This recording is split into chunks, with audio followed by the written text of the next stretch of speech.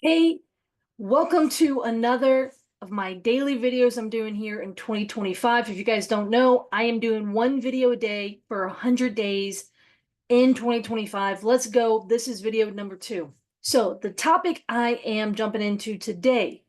So a lot of folks are in goal setting mode right now. I don't blame you. So am I. But you know what? One of the most common goals that people actually come to me about, it's not just about real estate investing, but it's about reading, the self-development part. For those of you who don't know, I have, we need to recount them, but close to 3,500 books in what I call my study.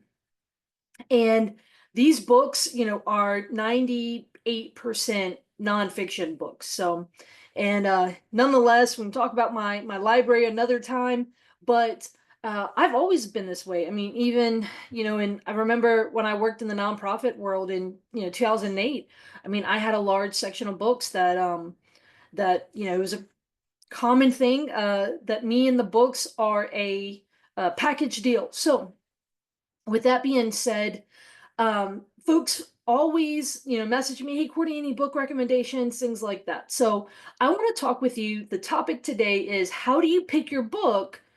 For example, if one of your goals is to read, how do you pick your books for 2025?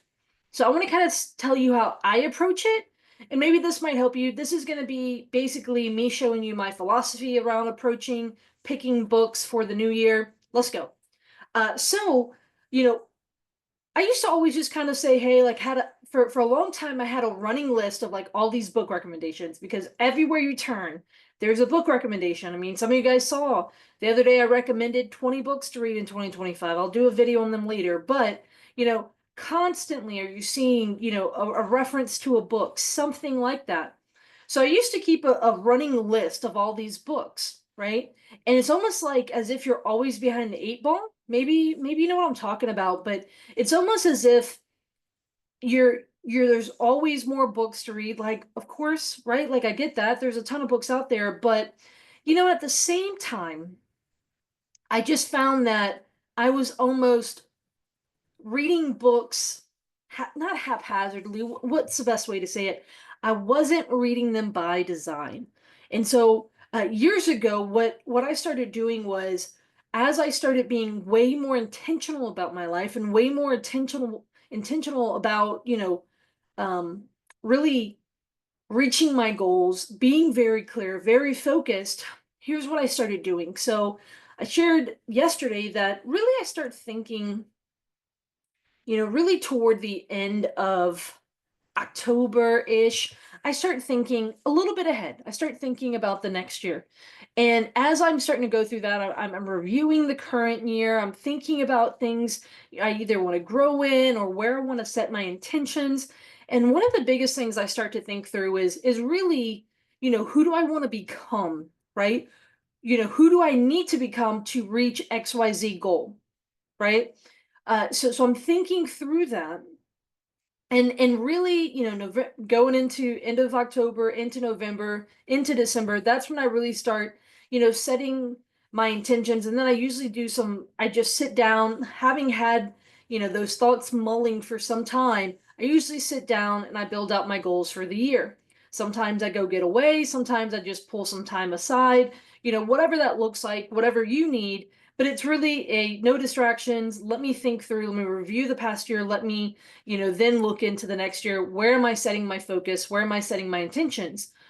So as I put down my goals, a lot of that is going to be, again, we talked about having, you know, clear goals, with the metrics and then tying some actions to it. And then what I've done for years is I go and I look through that and I say, hey, well, then what books do I need to read to help me in these categories, right? And so, for example, books that can be, definitive toward your goals. So, for example, one of the books that I love is Building Wealth One House at a Time. It's by John Shops, and it's like the number one book I recommend around real estate investing. And so, for example, if your goal is to start buying rentals, you may want to look at reading that book, right? You may want to read a book around becoming a landlord, around having rentals.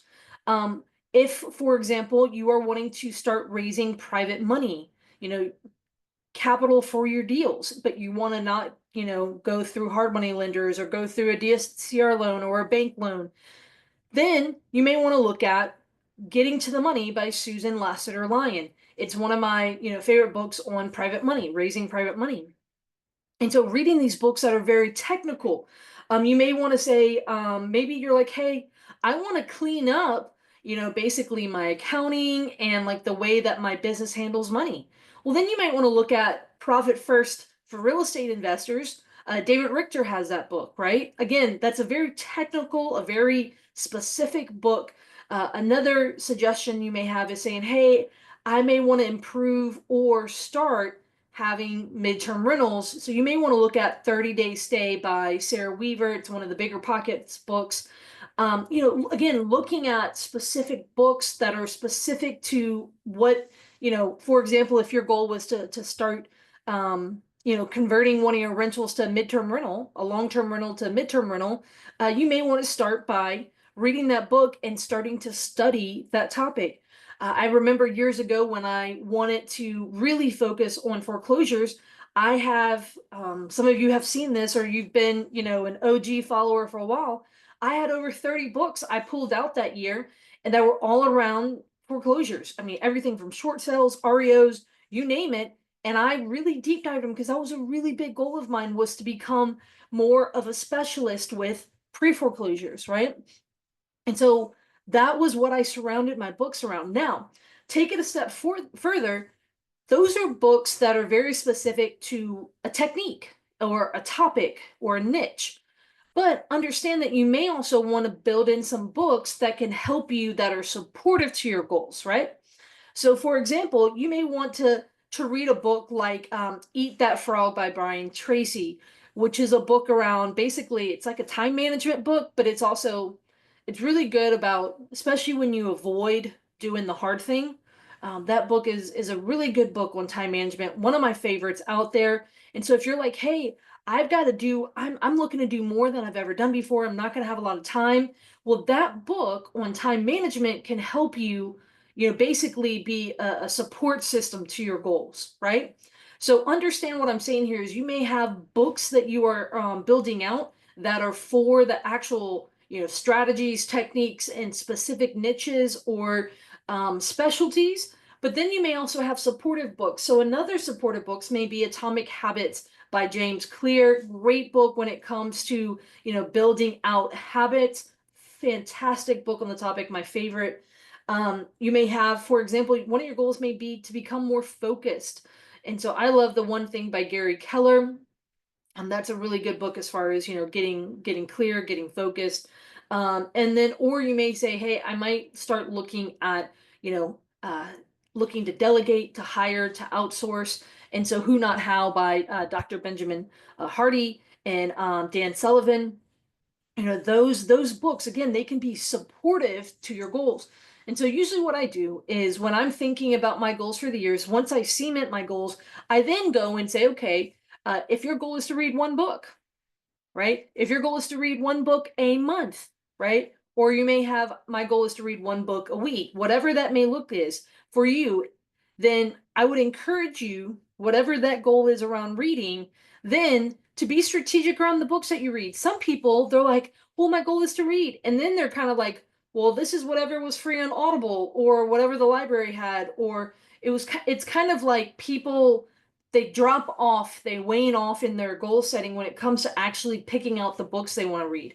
Look, I have nothing against reading books for pleasure, but at the same time, this is the Strategic Success. I am the host of a Strategic Success podcast. Don't get me on a long day saying that. That's a tongue twister. So look, that's just who I am. I am strategic, right? That is how my brain thinks. And so there is a level there that I have put, like in the past, I have put like some fiction books as a palate cleanser throughout some of these more nonfiction, especially more technical books. Some of you may say, hey, Courtney, what books are you picking to read for 2025? I have a list that I have suggested for folks that I think are fantastic for skills that are going to be needed for 2025 for the real estate world. I'm going to do another video of that in the next few days. But I myself am not reading books in 2025. A lot of you have heard me talk about, I am reading Jack Miller's Commonwealth newsletters that you can find on cashflowdepot.com. And he wrote those newsletters starting in October of 1978, all the way until when he passed away, or shortly before in 2009. And these were monthly newsletters. I have the majority of these newsletters. I am working on getting all of them.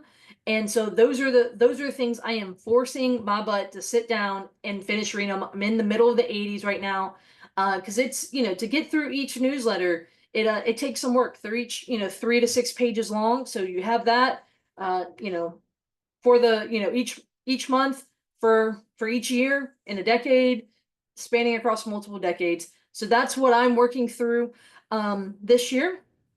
Last thing I want to say is, I just want to say a word of caution. Be careful with Audible books. And look, I know we are a, running and gunning society, especially folks in the grind and hustle communities of entrepreneurship.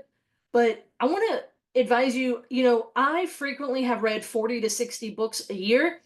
And one of the reasons I pulled back from that was because I was, attaining so much information, or at least attempting to, by reading. And a lot of it was I would read physical, but I would also listen while I was driving. And so one of the big things that I did was, that was part of the reasons why I pulled back, where I said, hey, I want to read less and study more. And so may do a whole different topic on that, a whole nother video on that. Let me know if you're intrigued to hear about that in the comments below. But I do just want to say this, man, like if you're reading tons and tons of books, is your life improving from them? That is something that I fear is happening in the world of Audible and online, where you can like listen to books and stuff like that. But I just want to say, hey, that is something I would encourage you to self-reflect. When I pick books to read, one of my favorite things to do is to have a physical copy. I am more where I want to study it. Sure, I've listened a ton on Audible, different things like that, but I'm really trying to dog ear it, take notes, all of that. So with that being said, you guys, if you haven't heard already, I'm doing a video a day for the first 100 days in 2025. This is video number 2. The goal here is for these to be a 10 to 25-minute video deep diving a certain topic. And obviously today I'm talking about how do I pick books to, along with my goal setting, how do I pick books for the year? But know that I'm going to have topics that my goal is that these topics will help you really take advantage in 2025. So they're going to be mindset related, they're going to be technical, they're going to be obviously real estate related and various things like that. If you haven't already, make sure to subscribe, whether it's to the YouTube channel or to the podcast, because I'll be sharing it on there as well. But I'll see you guys tomorrow. Appreciate you.